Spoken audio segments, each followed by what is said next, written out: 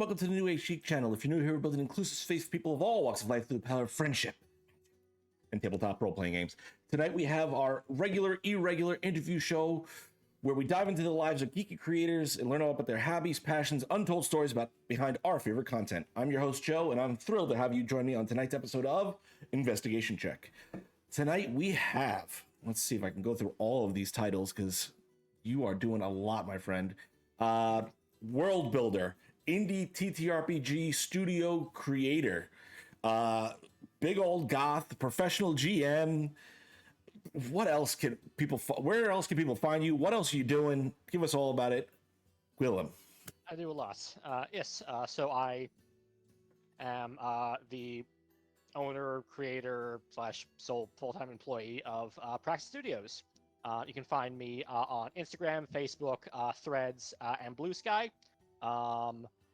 Either Praxis Games or Praxis Studios, but the display name is always Praxis Studios. If you search that, you'll find me. And I create tabletop role-playing games, original systems, original worlds. My games are currently being sold on drive-thru-RPG. You can find me under Praxis Studios, and they will be coming to itch.io in late April of 2025. Once again, under Praxis Studios. Awesome. Real quick question, because it popped into my mind. Are you moving solely to itch, or is it you going to be on both? I'm going to be on both. Up until now, I've been on the exclusive creator account on drive-thru-RPG, which means that I was selling digitally exclusively on that platform. I got, and that partner account comes with sort of increased promotion on the site and a slightly higher revenue percentage. Okay. But after doing some research, I decided that I wanted to expand to be able to make my work available on multiple platforms. Okay. So I've requested to downgrade my account, which thankfully they do allow. It's not a permanent contract. Okay. It just requires 6 months notice. Gotcha.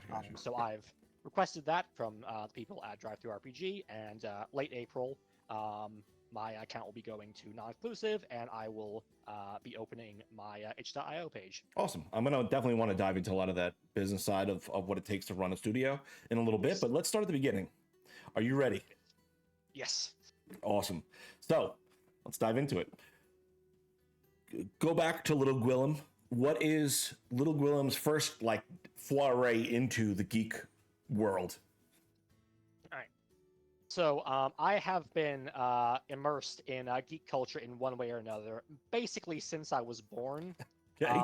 My parents are huge sci-fi and fantasy fans, so I grew up on Lord of the Rings and Star Trek and Star Wars. As soon as I was old enough to read, my dad bought me just a bunch of compendiums of old Marvel comics from the 60s and 70s that he grew up reading. And those were some of the first things that I read as a kid. The first sort of thing that was specifically mine, really, really pushed me over the edge, was when I was probably about 8 years old. I was quite young. I got into the browser-based RPGs developed by Ardix Entertainment. Okay. I started with Adventure Quest, and I got into Dragon Fable, Mech Quest. I was in the alpha for Adventure Quest Worlds, and that introduced me to this idea of role-playing games and high fantasy role-playing games in this really, really fun world that I enjoyed, and then I got to make characters in. So let me ask you this then: what, for the people that don't know, what is a browser-based RPG? Okay, so they are turn-based RPGs.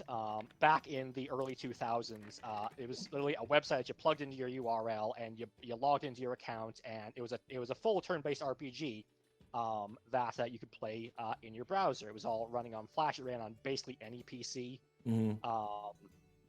And it was just a really cool, quite simple, but there was a lot of love and a lot of passion put into it. Yeah. I'm still a big fan of Ardix Entertainment. I actually very recently got back into their games. Okay. Because they haven't stopped developing them. Jeez. These games have now been updated weekly for the past 20 years. Wow. And earlier this year, I started playing them again and catching up on all the content that I missed. And it's been a real blast from the past. That's awesome. So at what point do we kind of step into the world of the tabletop space? So that kind of primed me with this idea of wanting to play RPGs, and I heard about Dungeons and Dragons, and I wanted to play it, but I didn't really have anybody to kind of play with until I met my friend Nick in elementary school. Our teacher basically took us both to the side and said, "Hey, you're both anti-social as all get out. You should hang out." And it turned out we actually had a lot in common, Right. and we're still friends to this day. He edits my books. Oh wow. One day he came up to me and said, "Hey, Gwilym, you want to play D&D with me?" Hell yes, I do. So he broke out the red box for version 3.5 and ran a one-shot for me where I killed some hobgoblins by throwing forks at them. Okay. And I was just a rapid downward spiral from there. Yeah. I loved it. We kept playing. We got a group together that has now been going for 18-ish years, meeting basically weekly. Even after I moved to the United Kingdom away from growing up in Colorado with my friends, we just moved online, and that group still meets to this day. So it's not the same story, not an 18-year-long story, No, just no, 18-year-long. no. Okay. Yeah, we've run through dozens of campaigns. Our first one ran for quite a few years, but that was really just kind of a monster of the week kind of thing. But then as we sort of got older, we got more into it. We kind of refined our storytelling. Nick and I were kind of groups primarily area GMs for a while. Okay. But the more I did it, the more I realized how much I love GMing and I loved world building. So I eventually just kind of ended up hogging the GM's chair. Okay. And I became our forever GM. So with a game with run with the same like players for 18 years, I'm sure the chemistry at that table's got to be pretty well enmeshed at this point. Oh yeah. What is it like for you as a DM to kind of tell stories knowing you have this level of trust and relationship built with this team? It's been absolutely amazing. Yeah. As I've sort of developed as a writer, I've started telling more mature stories. I deal with a lot of very dark themes, and you can see how I'm dressed. I'll get into that in a moment. And I'm with friends who I love dearly and who I know I can trust, that when I deal with these kind of heavy subject matters of politics and mental health and sex work and things like that, I know that they will communicate their needs to me, they will communicate their boundaries, and that I can trust them to collaborate with me on these really, really cool, compelling stories that we all put so much work into. And we've told some and I've had some absolutely amazing times at that table with that group, both as a GM and the few times that I've actually played. Yeah. We've had some campaigns that I'm really, really proud of in that group. Awesome. That's awesome. It's made me a better GM for every other table I've played at. Now, we're going to kind of get into what the next stage is in this like evolution of who you are as a person, but I want to kind of touch on this subject a little bit.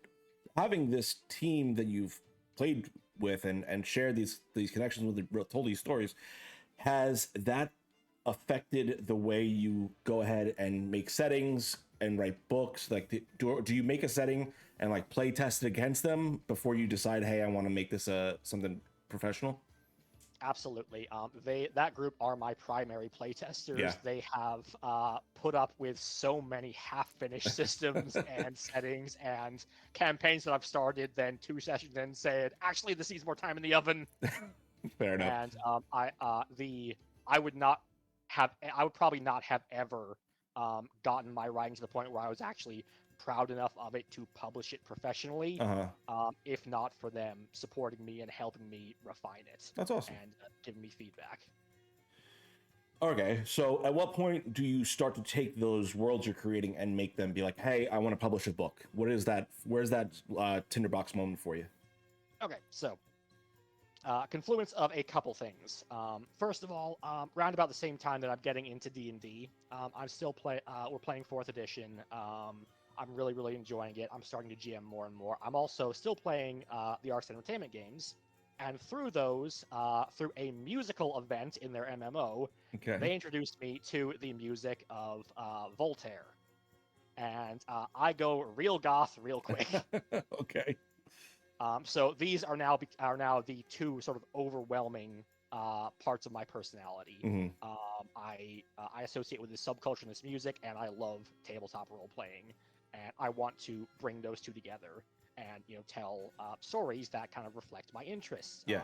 and my fascination with the occult and the macabre, and stories about outsiders. And I'm putting more and more work into my settings to kind of develop them to something that kind of reflects that imagery that I have in my head that I want to bring into the world, that I see in that I see and hear in the music that I love. Right.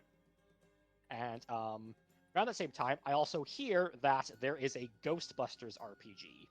Now, Ghostbusters is probably my favorite IP of all time. My favorite franchise, my favorite fantasy world is Great mundane. taste. I just love Ghostbusters so much. So I desperately wanted to play the Ghostbusters RPG, but it's a pain in the ass to find. Okay. I've actually found it since. I have a copy now. Nice. But I couldn't find it for years. So I decided, you know what? I'm building my own world. I have these ideas that I want to make. If I can't play the official Ghostbusters RPG, I'm going to make a knockoff. Okay. So the first game that I made myself, just for my group, was Boo Inc., a horror mystery game of paranormal investigators, heavily inspired by Ghostbusters. Like a lot of things I do, it started off as a pretty direct ripoff. Right. But the more sort of work I put into it, the more I developed it, the more it became its own thing with its own mythology and its own feel. Okay. And yeah, that was my first foray into designing my own games. Probably when I was about 15 years old. Wow. Okay. I started working on that. So what's the first one that you how many do you develop between that and then the first one you publish? 4. Okay. I had 4 games that I had written by the time that I got the idea to publish them professionally. Because from there, I started to get the idea of like, we play D&D, and I'm putting all this work into my original fantasy world. But the more I develop my fantasy world, the more I realize that like, as much as I love 4th edition D&D, it's not really the right fit for this world that I want to tell stories in. So, okay, I've made one game that wasn't complete garbage. Let's put my money where my mouth is and make my own game that's going to fit this fantasy world and addresses my problems with D&D and fits the kind of games that I want to run, kind of to a T. And I just kind of did that over and over again. I would develop these settings, and I would usually start running them in existing systems, but kind of the more they deviated from the canon setting, the more they sort of called for their own system. So I started designing these games about 13 years ago, and I spent about 11 years working on them before I got the idea that, hey, I have these several projects that I'm really, really proud of, that I've played tons of campaigns with my friends and been refining for so long. I kind of want to actually put them out into the world for other people to play. So I kind of started my journey as an actual indie developer from kind of a weird point of view. It's a weird place where I had no real team. My friends support me and help me playtest, edit, and such. But ultimately, this is my passion project, not theirs. Right. And I also have no audience, but I do have 4 games written, playtested, refined that I'm really proud of. Okay. So I stepped into this space, publishing on Drive-Thru RPG. I spent a couple years, probably just under 2 years, sort of refining those sort of massive notes documents into actual sort of basic rule books that I could actually publish. And I talked to some dear friends who are very talented artists. I commissioned some art to go with them, and I put together my first rule books for Cyberpunk Noir, Ufpao Zako, Boo Inc., and Ghosts and Gargoyles. And in pretty rapid succession, I was able to put those out in sort of a state that I hesitate to call a beta, because I think that really undersells how finished the actual game design was. But it was kind of this case of like, I'm a writer, I'm a game developer, I'm not a graphic designer. So while I was very proud of the game design, the presentation was quite Spartan. They were almost more, they were mostly unillustrated. I had some beautiful cover art, but they were mostly unillustrated. The layout was quite basic. But this was a way for me to get my work out there. So I put that out in the world on my drive-thru RPG with kind of a note saying like, this is version 1, and I will be updating it. And over the past 2.5 years, that's what I've done regularly. I released regular updates on my work, refining both the game design, the writing, and especially the presentation. As I work on building an audience to the point where I can eventually get those to a place where they're going to rival the big studios. So let me just back up for a second and ask you this. So you released 4 games when you launched?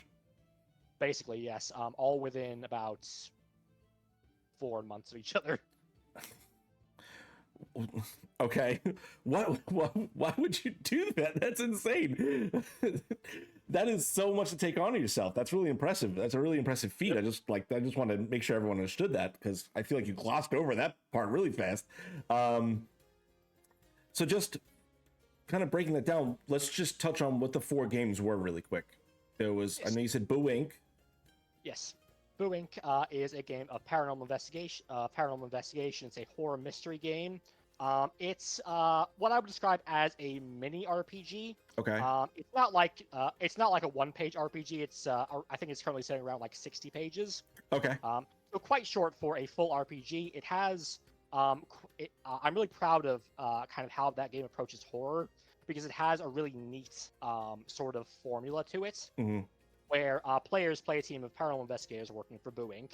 And they are called to a haunted location that is haunted by various ghosts, and they have to get rid of those ghosts by uncovering the mystery of those people's deaths, the circumstances and symbolism behind them, which will point them to an object called a fetter, which is something tied into that person's death to which their spirit is bound, and they use the technology at their disposal to neutralize that fetter to get rid of the ghost.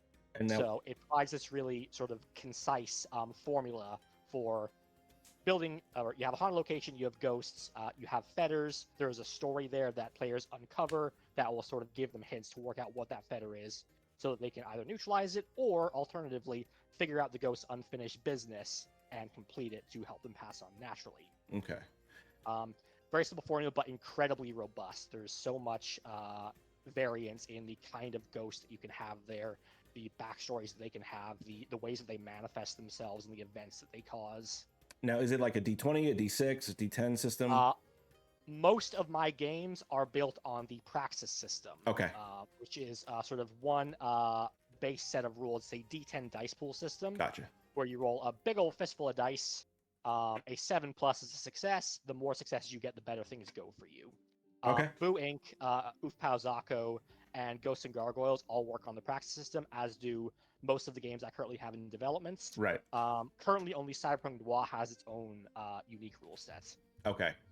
And what was the reason to depart for that before we get into what these other games are?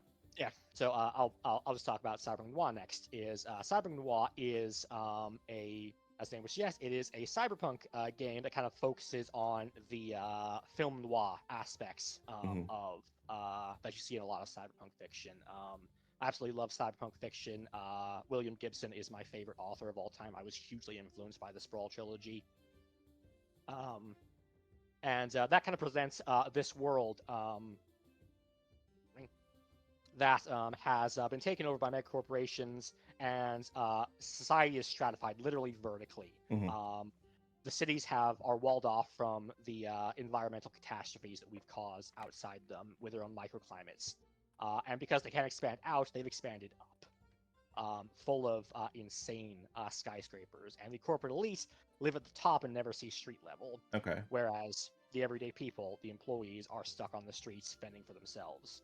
And players take on the role of private investigators, hard-boiled PIs in Noir style, stepping in to help the people on the streets when corporate security just does not care. Right. And protecting them, and it's kind of this tour de force of factions and groups and subcultures and cliques and societies and these ways that people band together in the face of an oppressive post-capitalist dystopia. And kind of the mission statement for that game was immersion. I wanted to immerse my players as much as possible in that game, and I wanted to do that, I wanted to handle everything in universe that I possibly could. So in that game, things like weapon stats are not numbers on your character sheets; they're in-universe specifications of caliber and barrel length and various other in-universe things that describe how that weapon behaves qualitatively rather than quantitatively. Okay. So I needed a core mechanic that was very, very simple and allowed for a lot of creative interpretation. That's a very core theme in my game design is creative interpretation. I like designing these really open-ended systems, allow people to exercise a lot of creativity, and then I work on providing guidelines to help you interpret what you want to do. So there's not a list of what you can do. It's instead of a list of spells or powers or what have you. It is a system for do whatever the hell you want, and here are the rules to interpret that. Okay. So let me just is it a very crunchy system then? Because you're talking about like all these different barrel links and stuff like that. Yeah. Cyber Noir is a very, very fluff-heavy system. Okay. It's very, very role-play focused. There's a lot of setting information more than actual numbers. The core mechanic is basically your character's abilities are set at 4 different levels. And depending on how good you are at something, you roll a different sized dice. Gotcha. The better you are at something, the bigger dice you roll. The higher you roll, the better things go for you. And then there are just a bunch of guidelines for what different numbers, what kinds of things you can pull off with different numbers. I understand. Okay. And it's very fail-forward oriented, where even if like if you're attempting to, pilot an AV through in between 2 narrow skyscrapers while your solo buddy jumps out and dives through a plate glass window to assassinate your targets, you may need a really high number to pull that off. Yeah. But if you roll lower than that, it's not a failure. It just means that you pull off a bit less. Gotcha. So, like, maybe you managed to fly through the building, but you've clipped your wing's rotor. So the solo gets out, but now you're in a tailspin. Okay. All right. And you have to worry about that while you're being shot at. That sounds like a lot of fun. So we've had a lot of fun with that system. So, what are the other games that you've kind of developed? First off, how many pages is Cyberpunk Noir? Currently sitting at just over 200, I believe. Damn. Okay. So I know you said Ghouls and Goblins, I think is the next one you said? Ghosts and Gargoyles. Ghosts and Gargoyles. I don't know where I heard Ghouls and Goblins. Ghosts and Goblins, it was an NES game? That's probably you're right. Anyway, I'm old. Fun fact, that name is also a Ghostbusters reference. Oh yeah, that might be it too. I love Ghostbusters. In the Ghostbusters video game that was written by Dan Aykroyd and Harold Ramis using a version of the script they had intended for Ghostbusters 3, just a complete throwaway line of dialogue. Ray mentions that in college he played a version of D&D with the serial numbers scrubbed off called Ghosts and Gargoyles. So I nicked that for my game and made it real. I love it. It's phenomenal. So Ghosts and Gargoyles is my high fantasy game. Okay. That's the game that's set in the world that I've been developing ever since I started playing D&D. Right. That eventually outgrew D&D and became its own thing. That is a Praxis system game. Again, D10 dice pool system. You roll a big old fistful of dice. You have attributes and skills. You total up your dots. You roll that many D10. 7+ is success. The more successes you get, the better you do. And sort of the centerpiece of that game is the magic system. Again, I love creative interpretation. So instead of having a spell list, you have an in-universe vocabulary of magic words. Okay. Each type of magic, divine, arcane, infernal, and druidic, has a vocabulary of about 70-ish magic words that have various connotations to them, various symbols, sort of things that they do, like create matter and shape matter. and control the flow of energy, and tap into the power of heaven or hell, etc., etc. And you combine those words to create your own spells. And the only limitation is that you have to communicate with your game master to make sure they're okay with you achieving the effect that you want with the words that you've chosen. That seems very complex in a creative way where you're putting a lot of trust into the players. How do you navigate that as a DM? Because I'm assuming you've played these in this system Yes, 100 very, times. very much. How do you navigate like figuring out and balancing stuff that is kind of being made up on the fly almost? Yeah, there are a couple ways. First of all, you do have to prepare spells. You don't do this in the middle of the encounter. Okay. Every magic class has sort of circumstances under which they can prepare new incantations. Clerics and paladins have to pray at an altar. Wizards have to meditate inside a magic triangle. Warlocks have to make a sacrifice to their patron. And when you do that, you can change the spells that you have prepared. Okay. And propose them to your GM, who has the authority to say no, but only if they can provide how you would achieve that same effect with a different set of words or with a ritual if it's too powerful. Okay. There are rules for ritual magic for really, really big effects that would be insane to do with a fire and forget spell. Mm-hmm. And then the other thing is, so you have, and you only have a few of these spells per type, even if you're a full-fledged caster at level 1. It's not actually a level-based system. It uses point bucket, but at character creation, you're going to be able to prepare. You have a limit on the number of words you can prepare. Mm-hmm. It's probably going to be around 10. Okay. Which is probably going to be around 3 to 4 spells. Gotcha. And then the effect that you have, that you write the spell the intended, that is just the intended effect. What you actually achieve depends on what you roll when you use it. Again, you roll your magic pool, and then there is an extensive set of guidelines for GMs for interpreting what different numbers of successes mean. Basically, every effect that you apply takes successes away from your from what you rolled. So okay. When you cast a spell, like it may not do exactly what you intended, but there are rules for then downgrading those effects. For example, just kind of a really obvious one. Say you want to hit somebody with a lightning bolt to stun them, but you don't roll well enough to stun them. That can be downgraded to disorienting them, limiting their turn instead of completely taking it away. Okay. And there are really extensive guidelines for doing that. It takes a little bit of learning to kind of get a sense of like how much you should take away without having to always look it up in that list. Right.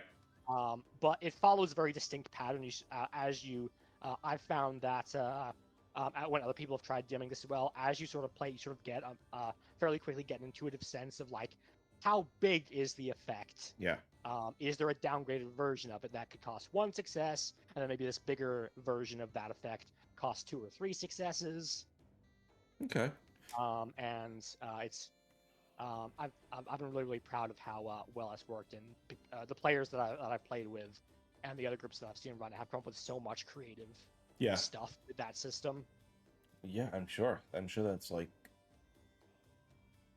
What is the character creation like in that system then, when you're allowing them to create the spells? Like how you must just get these bombastic characters that are coming out of this like incredible creative system. Oh yeah, it's the character creation is designed to be very, very open-ended. Yeah. Because the magic system is just the centerpiece. Right. Then on top of that, you've got systems for alchemy, for bardic instrumentation, and I have a different take on bards than most systems. Extensive rules for dual wielding, for mounted combat. Archers can customize their arrows and arrowheads, have different effects. Jeez. There are I think about a dozen power attacks and trick shots, special attacks that allow martial characters to get special effects on their attacks with melee and ranged weapons. There are rules for animal taming, because what D&D player doesn't want to have a menagerie of animals? In D&D, that might annoy your GM. In Ghosts and Gargoyles, it's baked into the system. Yeah. Okay. There's a class for it. So, how many pages did this come in at?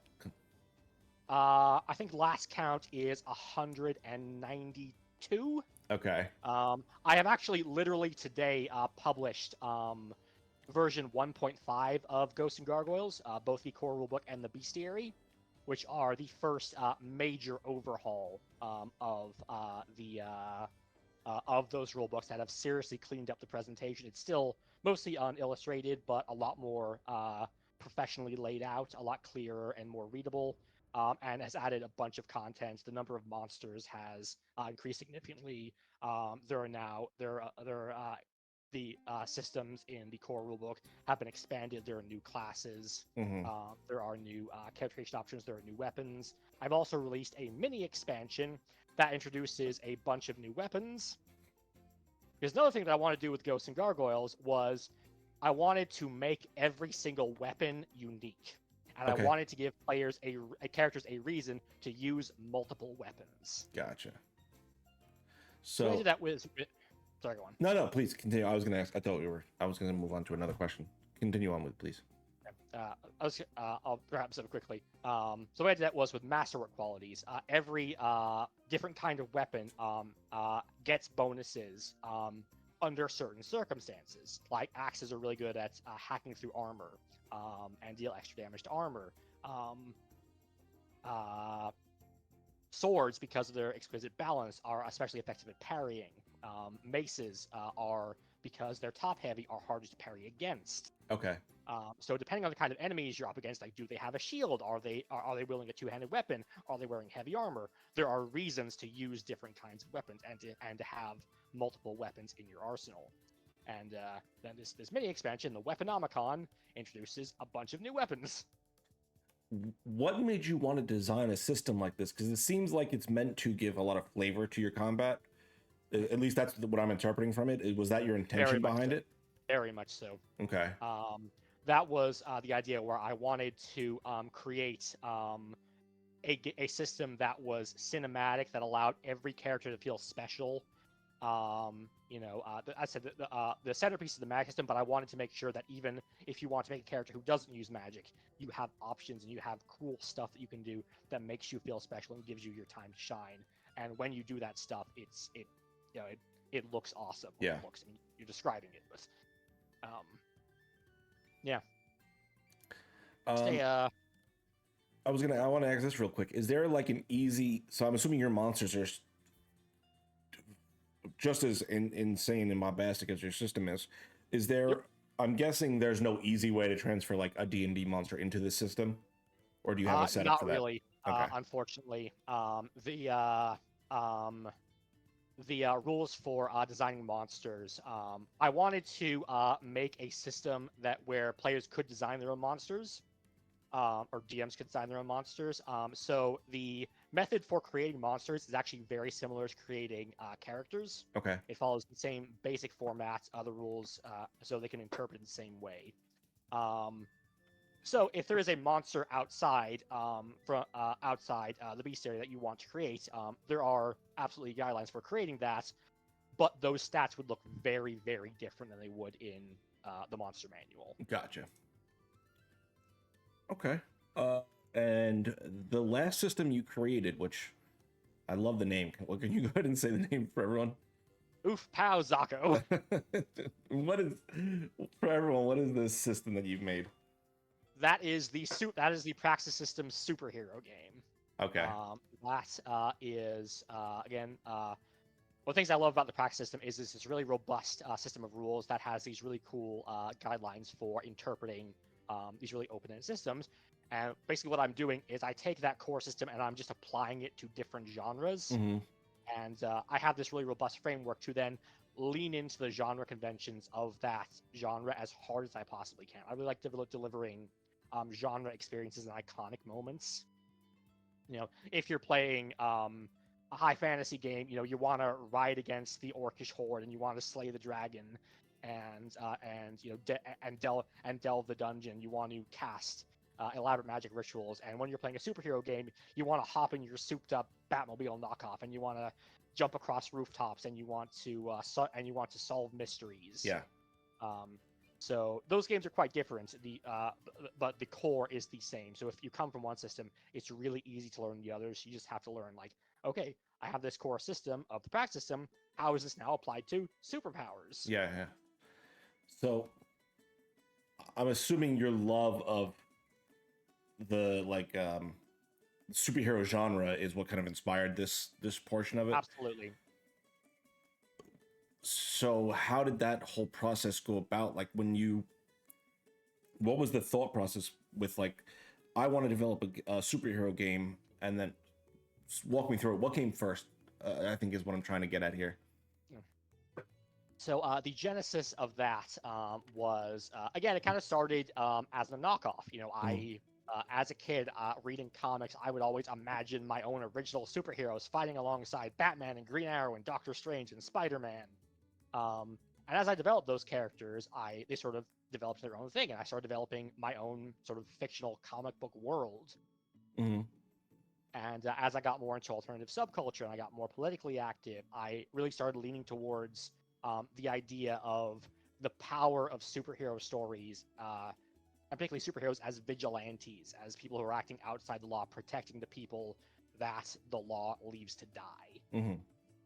So my superhero games became very much about the disenfranchised, protecting the disenfranchised.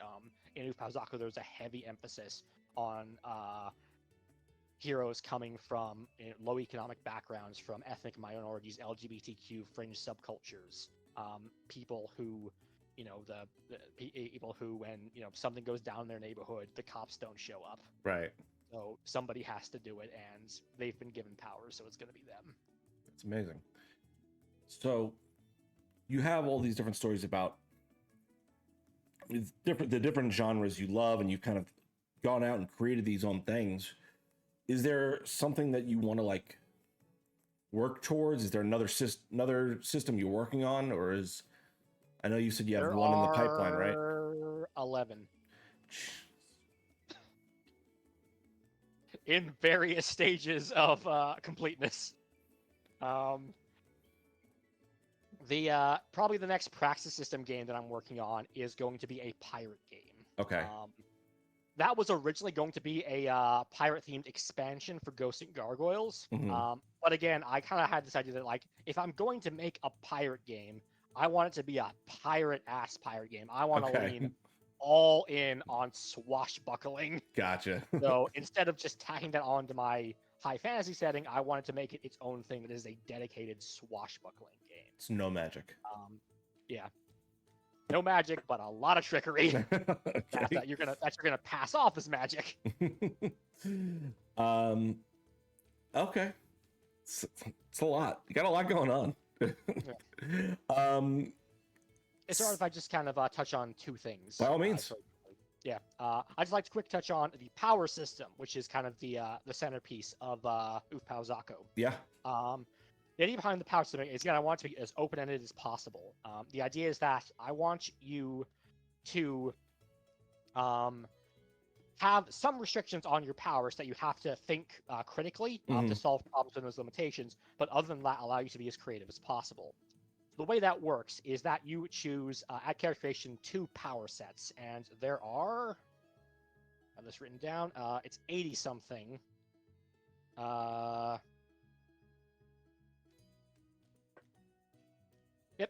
No, 60-something. 61 power sets and 28 martial arts listed in the book, as well as guidelines for creating your own. Okay.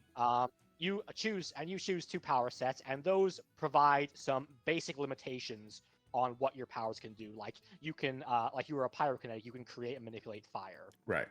Or you have the power to touch any material and form it into an exoskeleton around yourself for protection. Okay. Stuff like that. So you choose those 2 power sets.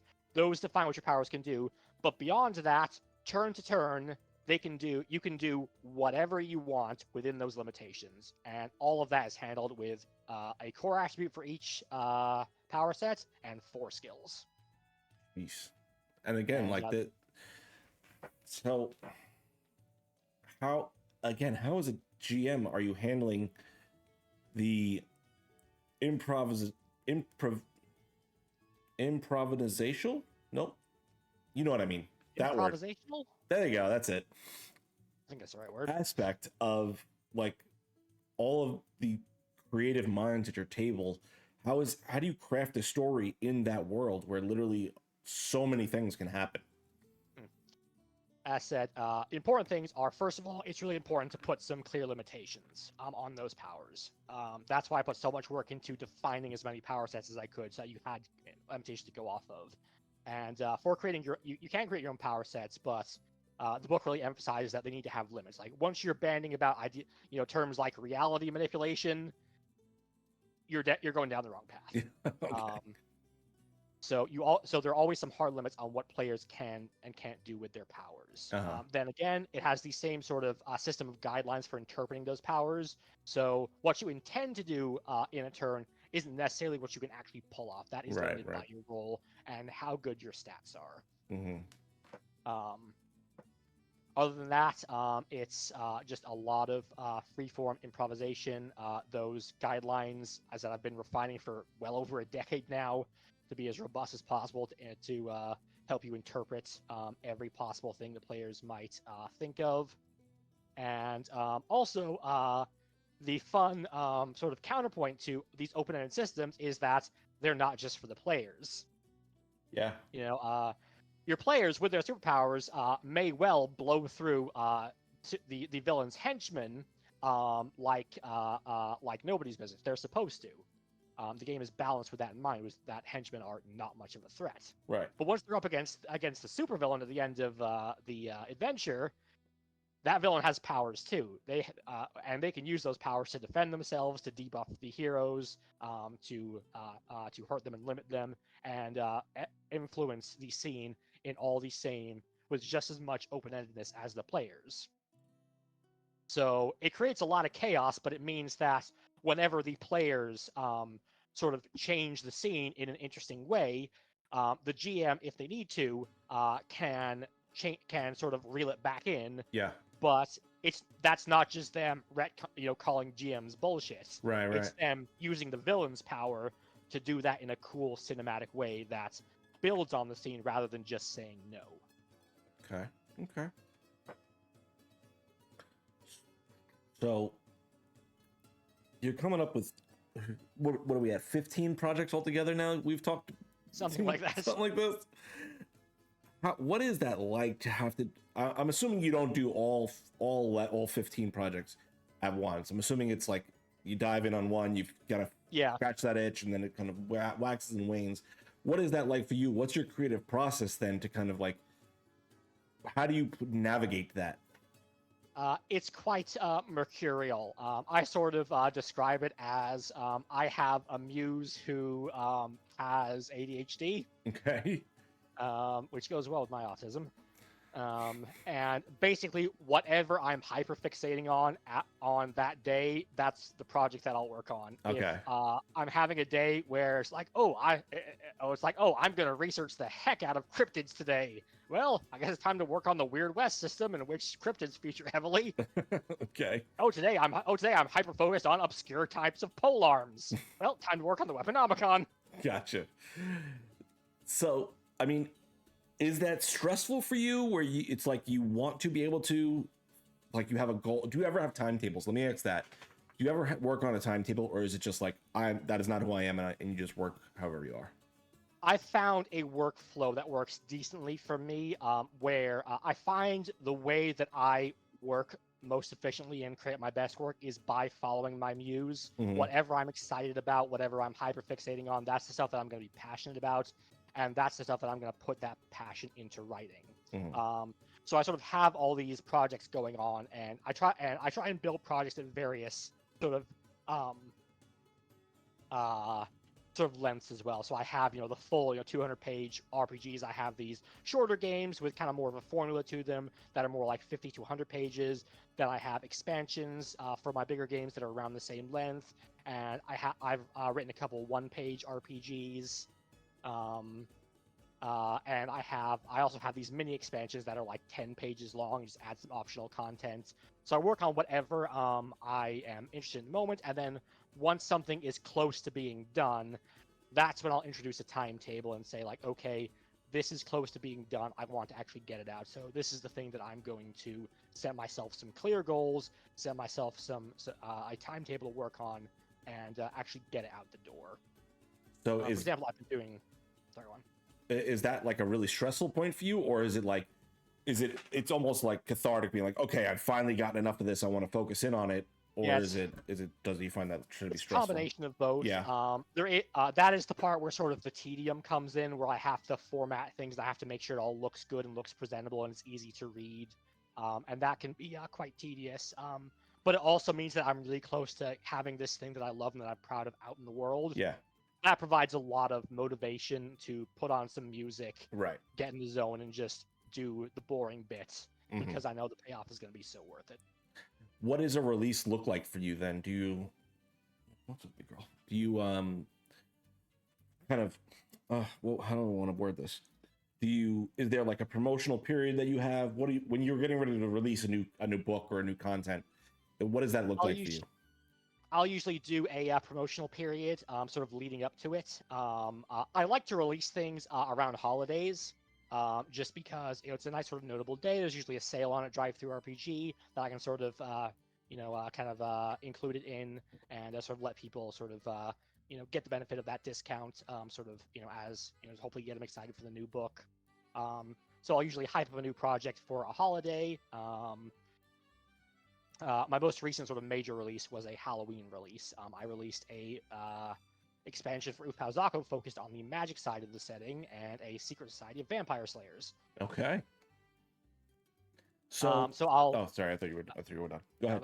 So I'll promote that on my social media. I'm sort of most active on Threads and least active on Facebook. But these kind of major updates I'll post on all my socials.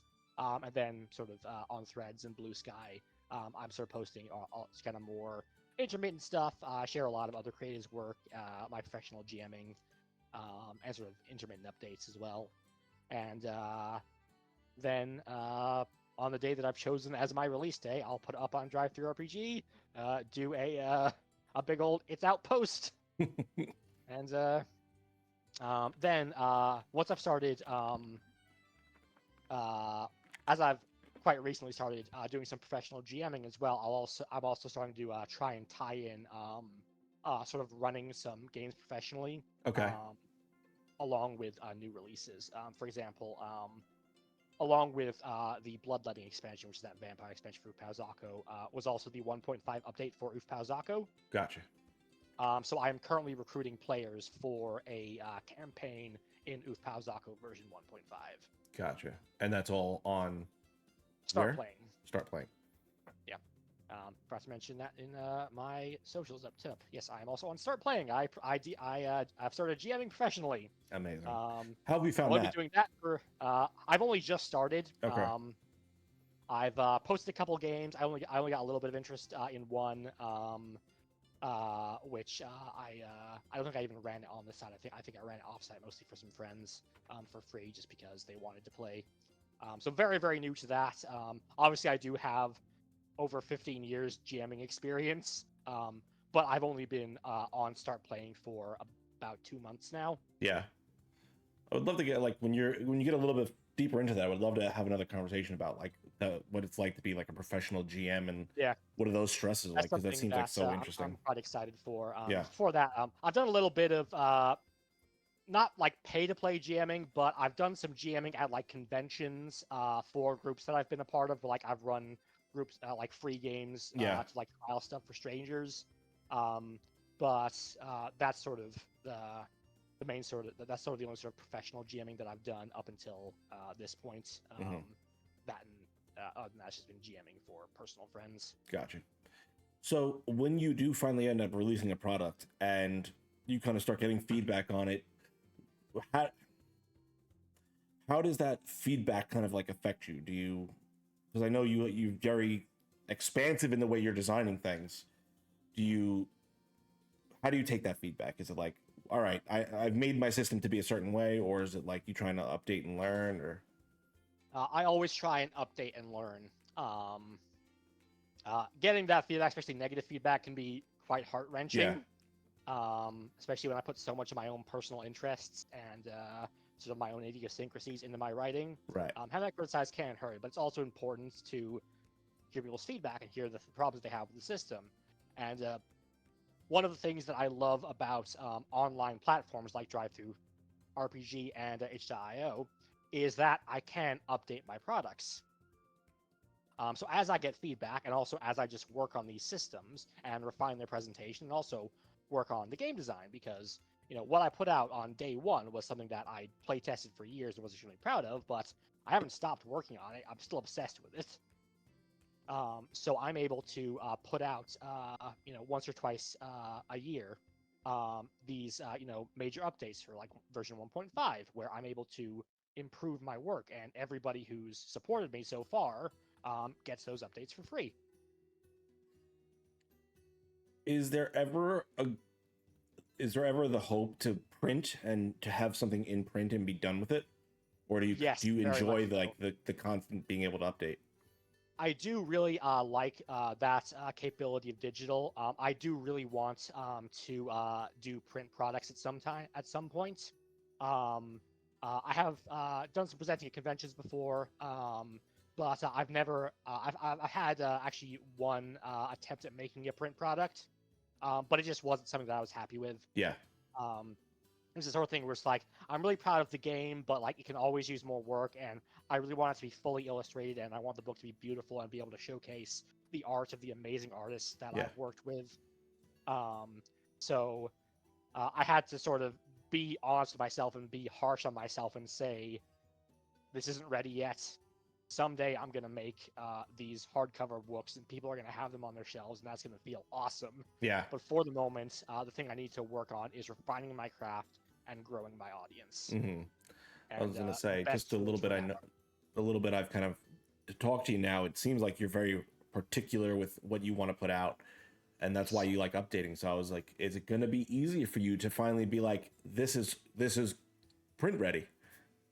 It's gonna be hard, but Yeah. I hope to get there someday. All right.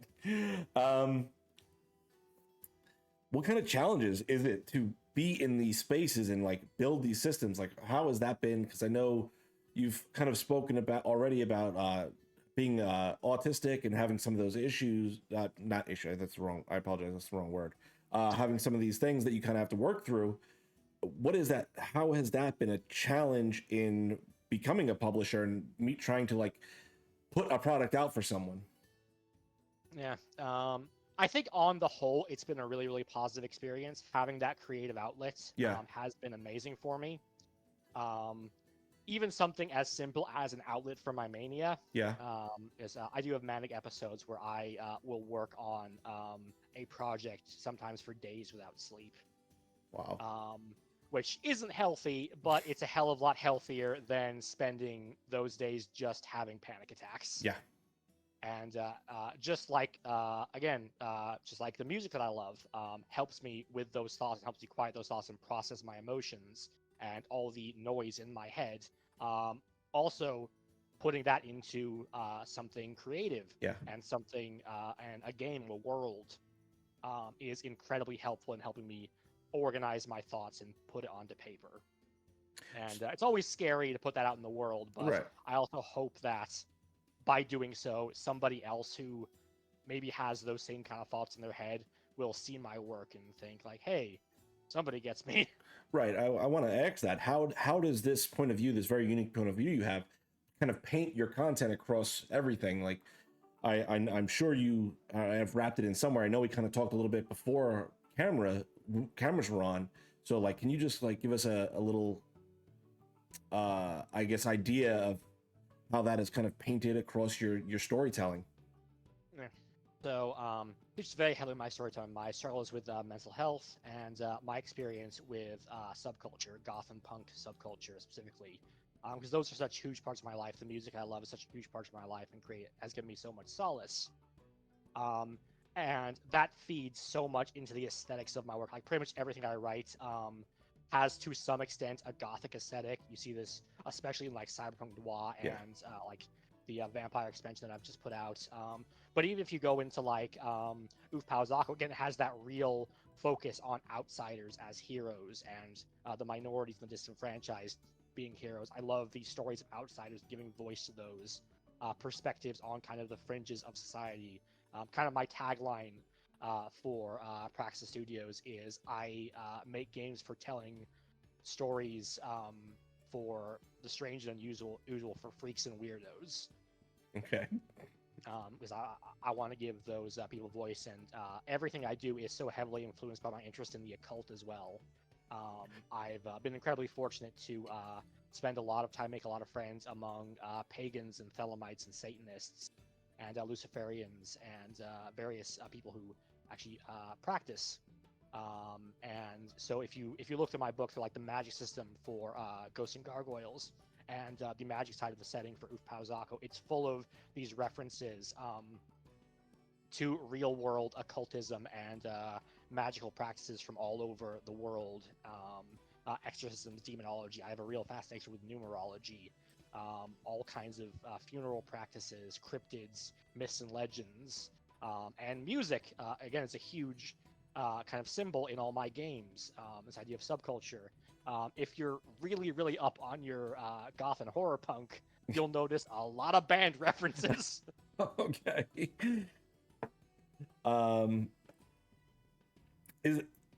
know you said you got a bunch of things in the pipe. Is there any like geek franchises or characters that have kind of had a significant influence on your work? I know you already talked about Ghostbusters kind of being one of them, Cyberpunk, and obviously D&D, but like is there any other ones that have kind of like you maybe haven't made a system around yet, but if like you've pulled in these things and like and it's filtered through your work?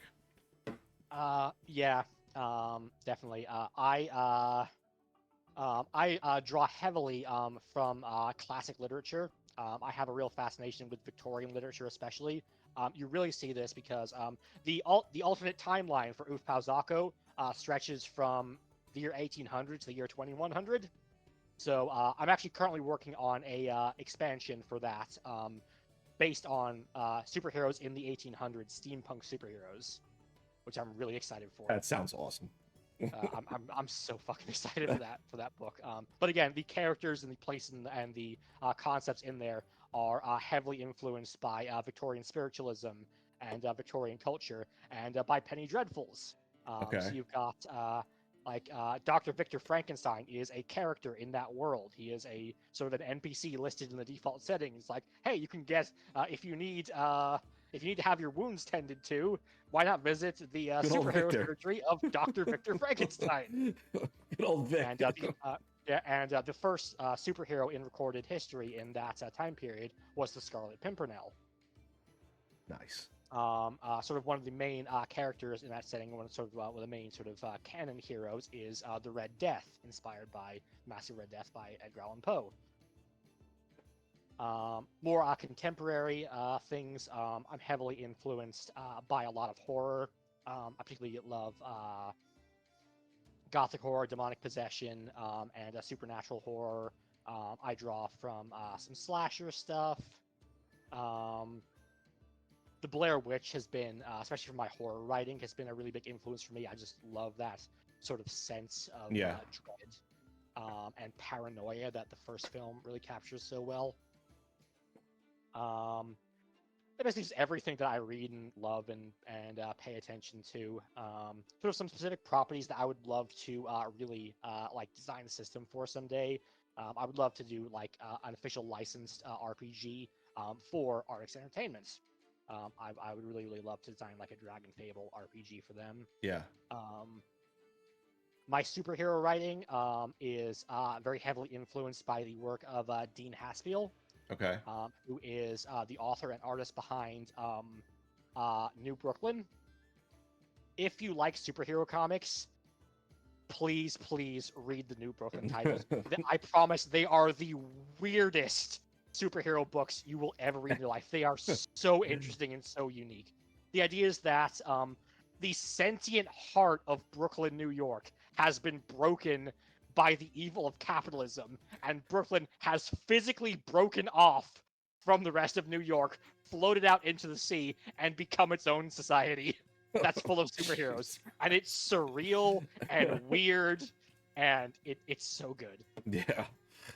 That is obviously heavily focused into sort of the that sort of big theme in my superhero writing of stories of disenfranchised and communities banding together are big themes in those books. My writing is a bit more cogent, which I'm not sure is better or worse. Okay. Again, the style of those comics is so good. Yeah. Is there any like collab? I mean, you've already said what Arctics. That is one of the kind of collaborations you'd really love to do. Is there anyone else? Any dream projects? Any creators that you'd like to work with in the space? Yes.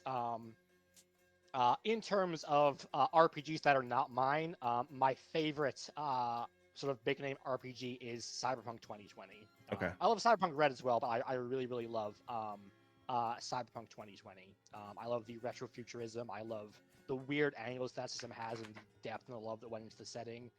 I love that game so much. So I would really, really love to work with Tal Sorian and Mike Pondsmith. Yeah. Okay. All right. I think that's going to bring us then to our final question. Unless there's anything else you'd wanted to talk about. Just one very, very small thing Give it to me. that kind of highlights sort of how much I love weird angles and doing niche things is in my recent release, the Weaponomicon for Ghosts and Gargoyles. It introduced a bunch of new weapons, including pikes. Okay. And I am unreasonably proud of the fact that I have actual rules for using a pike correctly and actually setting the pike to receive a mounted charge. There are rules for that. Jesus. Oh god, I love it. Well, with that all being said, I would love to come to our final question. That question I ask all of our amazing creators to kind of see what their hopes and dreams are for the future. What message or impact do you hope to leave through your content on the geek space? Yes. So, if you are listening to this, thank you so much for taking the time to check out the stream and listen to me rabbit on about my weird nonsense. But I do make a lot of weird nonsense. I draw from some very niche interests. I think my games have a lot of crossover appeal. I'm very proud of them, but my work may not be your thing, and that's okay. I draw from a lot of personal experiences. I write for, ultimately, my main audience is weirdos like me. You may not be a weirdo like me, but you may be a different kind of weirdo. And I promise there is art out there that will speak to your specific experience. That will tell you something about yourself, make you feel seen, and fire your imagination like absolutely nothing else. So I implore you, don't just consume the movies, shows, books, and games that get popular and that the mass media presents to you. Don't ignore that stuff. Sometimes stuff gets good because it's really, really good. But while you're enjoying, these, your Star Wars and your Marvel and all this great stuff, that is sort of part of the huge cultural consciousness. Also, please take the time to look for really specific art, because I promise there are people like you out there making art about their experience specifically for people like you. Because the thing about mass appeal, even art with great universal messages, when you're trying to say something to everyone, it's really hard to say something really deep and resonant to anyone. You can resonate with everybody, but if you want to resonate really deeply with someone, you got to get specific. So if you're LGBTQ, there are tons of amazing queer creators out there making art about the queer experience and redefining what sex and gender mean in our society. If you're disabled, there are amazing disabled creators making art about the disabled experience and tearing down ableist norms. If you're from a fringe subculture like I am, and you have weird niche interests, there are people just like you for whom that forms a core part of their identity and who are in that subculture and making art that will speak to that part of your soul. There's so much good stuff out there, and there's stuff that people are making for you. So please care enough to seek it out. Support those artists who are making niche interests to show you that you aren't alone, and show them that they aren't alone as well. Amazing. Thank you so much for that. I think with that, we're going to dive into, we're going to start opening up for viewer questions. So if you have any questions for Gwilym that you would love to ask, whether about any of the systems they've made, or if about what it's like to be an indie TTRPG creator and how that process is, go ahead and start putting those in the chat right now. We'll get to all the questions that come in. Until then, let us roll over to our dicey questions segment. So, do you have a D20 ready? Yes. For those of you who this is your first episode watching, dicey questions is 20 random questions that we determine by dice roll. So, I hope you enjoy the insanity, because that's what typically we get out of this. One of the benefits of using a D10 dice pool system is I have a ton of D10s to hand, but not a D20. Luckily, I have a dice roller on my phone specifically for situations like this. Fantastic.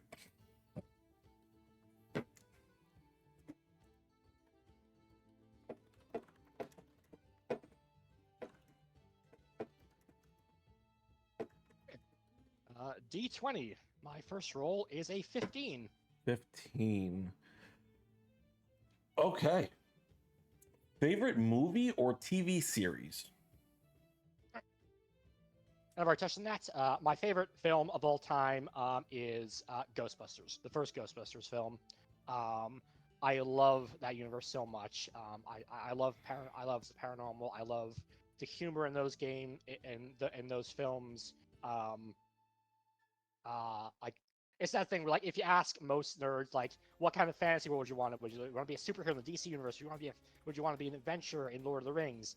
I want to be a Ghostbuster. Nice. If I could live in any fantasy universe, I would live in New York in the 1980s in Ghostbusters, and I would bust ghosts alongside Ray Stantz and Egon Spengler and Winston Zeddemore and Peter Venkman. I love that. Kind of in the same vein, I'm a spooky guy, so my other favorite media franchise ever, which is more for TV, is The Addams Family. Okay. My favorite TV series of all time is the 1960s sitcom. I love it so much. I love The Addams Family. There's sort of that perfect encapsulation of what goth means to me, is just taking joy in the macabre and, accepting death as part of life and something that can be beautiful, and there can be beauty in darkness. Yeah. And being accepting. I don't know if you can see on the bookshelf behind me, I actually own every single comic that Charles Addams ever wrote. Oh my god. That's impressive. How many is that?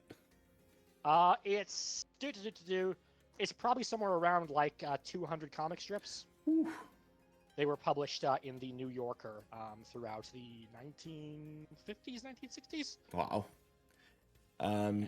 So what do you think of the new kind of interpretations of these two things? Because you've got Ghostbusters Frozen Empire and you've got Wednesday. So like, where are you at with the franchise? I've really been enjoying them. There was a time period where I was kind of worried about these things that I loved.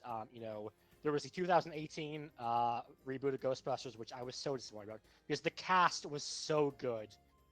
When that film was first announced, I was so excited because all the women in the lead roles, they were amazing comedians. I really liked that it was an all-female team because we need to see more women in lead roles. We need to see more women who aren't supermodels in lead roles.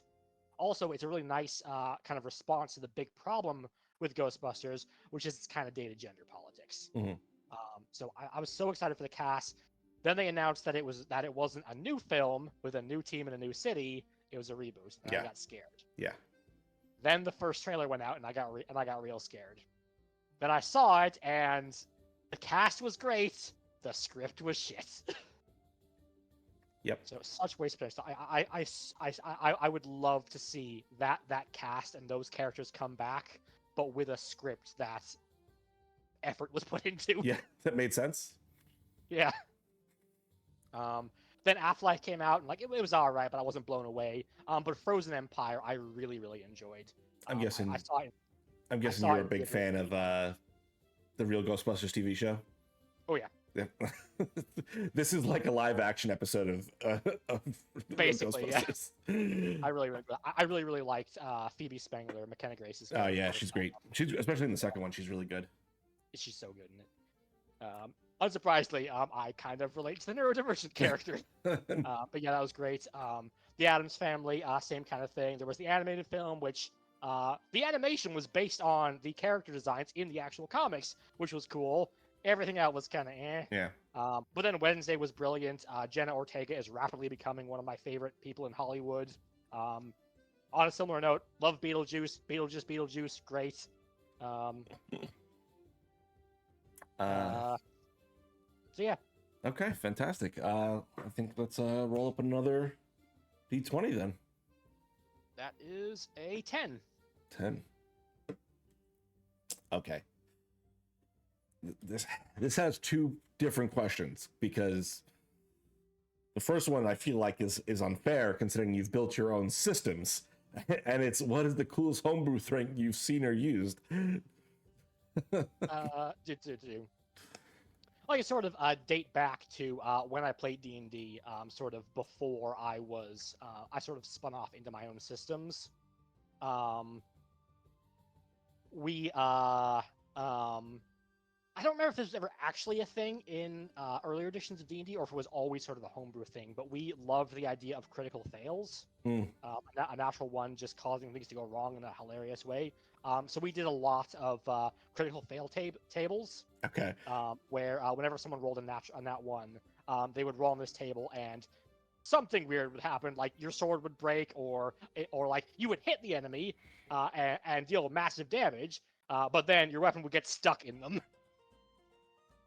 Or if you were using magic, it was basically a wild magic table where just weird nonsense would happen. So that was a lot of fun, and it also took the sting out of failure. Yeah. Because if you rolled a nat one, like, we designed these to be funny, not punishing. Right. So a nat one suddenly became, it's like, oh well, I failed, but it's gonna be funny. Yeah. So the second half of this question then is, what kind of bender would you be in the Avatar world? Ooh. I think probably Earth. Okay. There are a couple reasons for that. First of all, just kind of aesthetically, actually a lot of it is aesthetic, kind of too prone, because I love stonework. Goths love graveyards, and one of the many things that I love about graveyards is the tombstones. I love seeing the care and the attention and the artistry that has gone into making these memorials to remember those who are no longer with us. These just beautiful pieces of art that have been put there for no other reason than somebody's family wanted to leave a mark on the earth that they were there. So I love the idea of being able to manipulate stonework and create this beautiful stonework. Also, another one of my special interests is I'm really, really into Chinese mythology and Chinese martial arts. I actually practiced when I was younger. Since the Earth Kingdom is sort of primarily influenced by what's the dynasty? Is it Ming Dynasty China? I don't remember. Anyway, but by Chinese mythology and Chinese culture, I find that very, very interesting. Okay. Also, the martial arts that Earthbending is based on is the one that I most want to practice. It's loosely based off of Tian Mountain Kung Fu, which is just a really, really cool martial art I'd love to practice. Nice. Okay. We still haven't any questions yet, so there's still time. We're going to roll up maybe one or two D20s to just answer a few more questions. So if you do have any questions for Gwilym, go ahead and put those in the chat, and we'll make sure we get to those. For now, give me another D20 roll. That is a 5. Okay. What is your favorite video game, and what do you believe is the most overrated video game franchise? Favorite video game. Is it alright if I pick 2, or do you? By all means, pick what you can. These are okay. Answer however you want. Yeah. 2. So it's a toss-up between Cyberpunk 2077 and Mirror's Edge Catalyst. Gotcha. Cyberpunk 2077. I've already said I'm such a big fan of the Cyberpunk universe. I love that world so much. It's one of my favorite settings ever. And Cyberpunk 2077 is just such a beautiful realization of that world. For all the problems that it had on launch day, I loved it from day one because it let me inhabit that world and feel like I was part of that universe, and Mhm. that's all I wanted. I loved it. I loved that game to death. It's just such a classic, just sort of perfect encapsulation of cyberpunk as a genre. Mhm. And then Mirror's Edge Catalyst, which if you haven't heard of it, you may have heard of Mirror's Edge because it was a cult classic. There is a reboot. It's called Catalyst, and it's basically the game that Mirror's Edge was always intended to be. Okay. Because the original Mirror's Edge was rushed out, basically unfinished. It's brilliant as it is. It's basically a tech demo, but it got enough of a cult following that developers got to make Catalyst, which is a reboot of Mirror's Edge that is a much higher production quality, much more fleshed out story and world, and it's such a cool, unique take on a cyberpunk dystopia.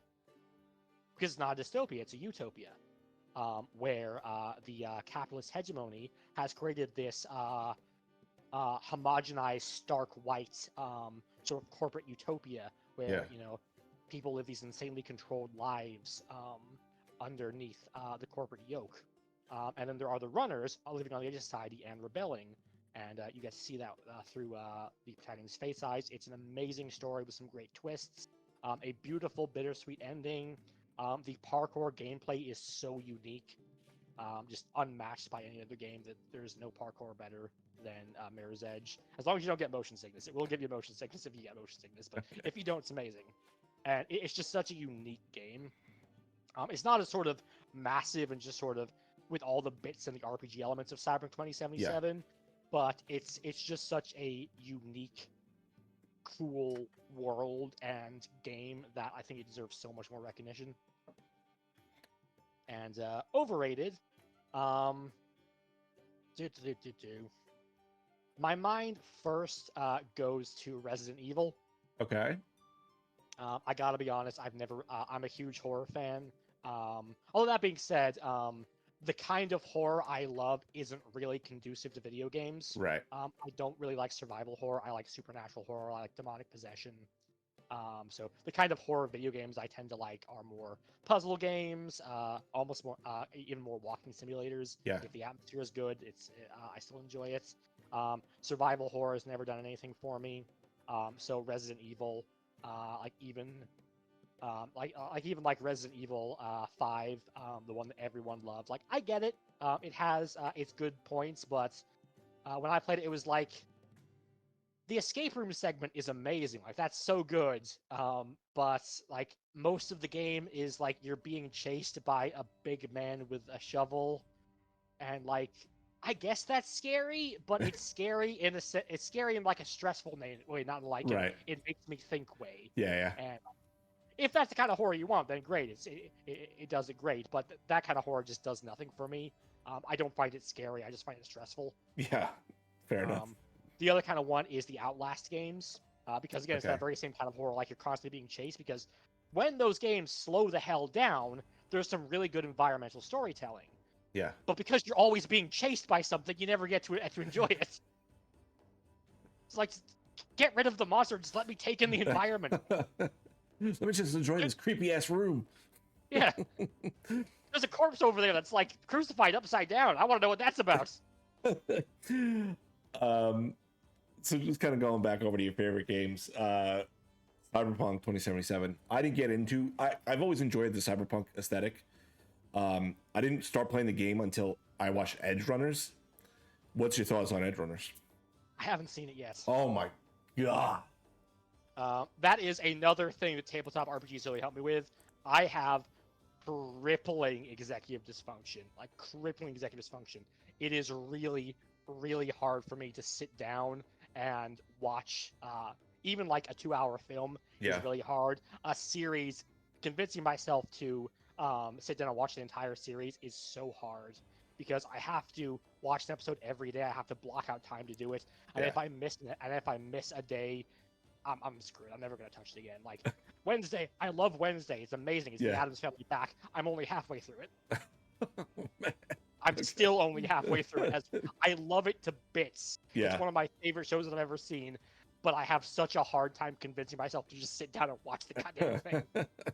So I want to watch Ed Runners so badly, but I just can't convince myself to do it. But for some reason, I don't have that with tabletop RPGs. I can work on I can work on tabletop prep for my multiple weekly sessions for hours and hours at a time, and I'm fine. All right. I mean, I obviously very strongly recommend Edge Runners. I thought it was amazing, Everything I a hear beautiful about it story. sounds so good. I wish my brain would let me watch it. But all right, give me one more D20 roll, and then we're gonna wrap for today. All right. That is a nat 20. Nat 20. If you have to give a presentation with no prep time, what is your chosen subject? Okay. Time to get into esoteric bullshit that Gwilym is interested in. Demonology. Okay. I am super, super interested in demonology and exorcism rites from across the world. I have a lot of weird knowledge about regional rites of exorcism from various cultures, from African tribes to Chinese Taoism, to Catholic exorcism. I know quite about. I've read multiple texts on demonology. The Lantern of Light is my favorite classification of demons because I think the method of categorizing the Lords of Hell via the 7 deadly sins and contrasting that to the 7 heavenly virtues is just a really clean sort of mythological concept. Mm-hmm. So yeah, I could probably do a presentation on how to exorcise a demon. Fantastic.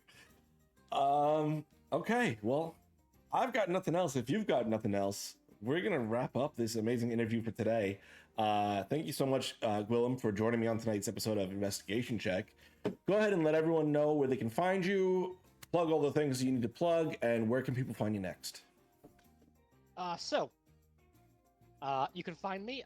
My socials, I am on Instagram, Facebook, Threads, and Blue Sky. My handle is either Praxis Studios or Praxis Games, but my display name is always Praxis Studios. If you search Praxis Studios, you'll find me. I am on DriveThruRPG. That is currently the only place to find my books. Again, search Praxis Studios. And in April of 2025, I will be coming to itch.io as well. I am on Start Playing, doing my professional GMing under my full name, Gwilym Evans. I am currently recruiting on Start Playing for a campaign in Ufpauzako, sort of focused around exploring the idea of patriotic superheroes, and sort of different interpretations for that, where players will sort of be proteges of this hero Americana, who is the embodiment of the American sort of firebrand spirit, just a hero of the people, sort of opposed by some supers who are more agents of the government, and that's an exploration of what it means to be an American hero. I've recently released some new stuff. I have last month I released the version 1.5 for Ufpauzako, as well as the Bloodletting expansion. It delves into the magic side of the setting. If you like vampires and goths and magic esoterica, this is the book for you. That works both as an add-on to the base setting, and also as a standalone Gothic urban fantasy setting in and of itself. But it does need the core rulebook to play. All those books also, because they're version 1.5, are at a reduced rate. So if you want to support my Canadian developments, you can hop on before the final sort of fully illustrated versions come out. I really appreciate the support. Also, this month, for Christmas and for this interview, I have also just published version 1.5 for Ghosts and Gargoyles and the Weaponomicon, with a bunch of cool new niche weapons, including double-sided weapons, pikes, and whips. My upcoming projects that you can look forward to next week, I'm working on the version 1.5 of Boo Inc., version 1.5 of Cyberpunk Noir. I am working on an update for Bloodletting, which expands on werewolves. And I am working on 2 expansions for Ufpauzako.